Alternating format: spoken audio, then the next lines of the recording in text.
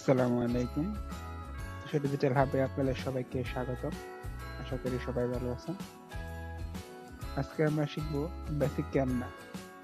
ক্যানভাতে কিভাবে background choose করতে হয় আমরা আজকে সেই বিষয় সম্পর্কে জানব।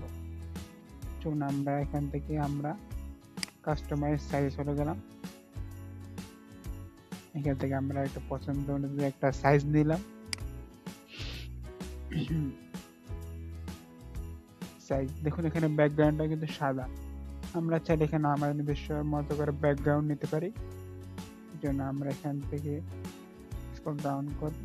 এই যে ব্যাকগ্রাউন্ড অপশনটা আছে, এই যে ব্যাকগ্রাউন্ড, আমরা চাইলে যে কোনো ব্যাকগ্রাউন্ড এখানে ইউজ করতে পারি।